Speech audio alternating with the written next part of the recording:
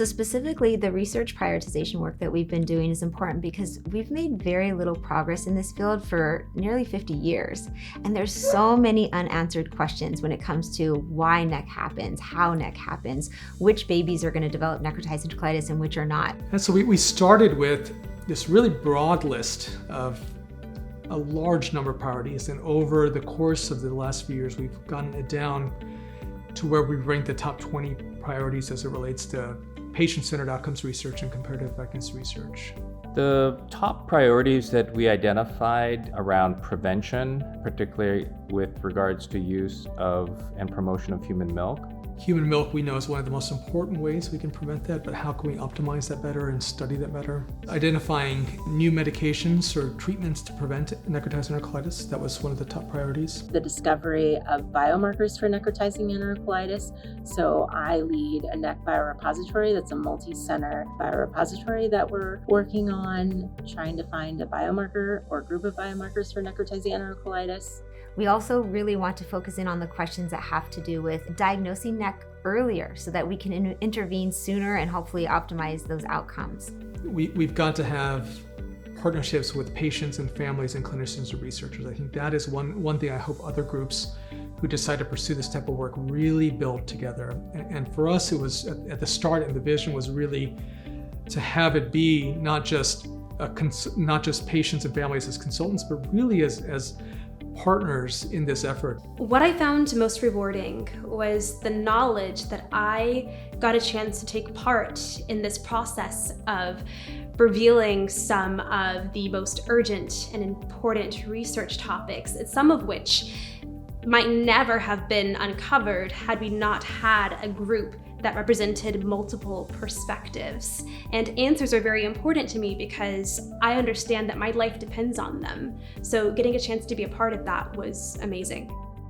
I hope what will happen next is that the whole team that has been involved in the PCORI project will be inspired to continue all the research prioritization work and really get to the heart of the things that need to be done.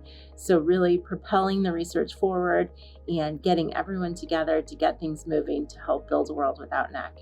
I hope the next step after our finalization of the research priorities is a vigorous discussion with the community and stakeholders in both the medical and scientific community and all the patient families that are out there, what we can do to strategize specific projects to target a handful of these research priorities. I hope, one, that we get some feedback on these priorities, and two, that we can move from these priorities and topics to questions and actually then start to try to answer them.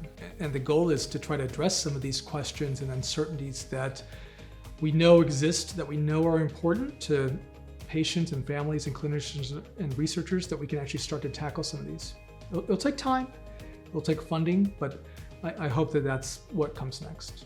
I'm extremely grateful to be able to work at the NEC Society and do this work in honor of my daughter. It is extraordinary to be able to talk about my daughter and do this work for her every day, and it gives me hope that other babies and families might have a different outcome than ours. I would like for people to know that long-term patients like me are still very much a part of the NEC community.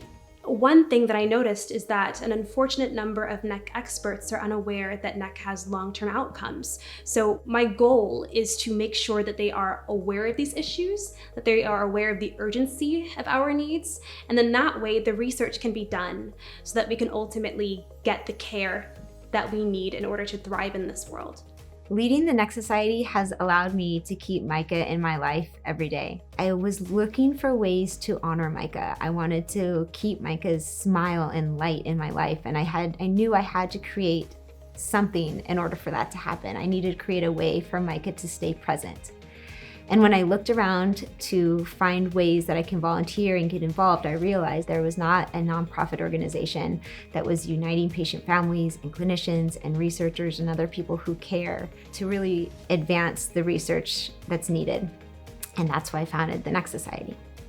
So here's what you can do. Researchers, we want you to invite patient families to join your research team. And families, we want you to join the research team. You can learn more and get involved at necsociety.org.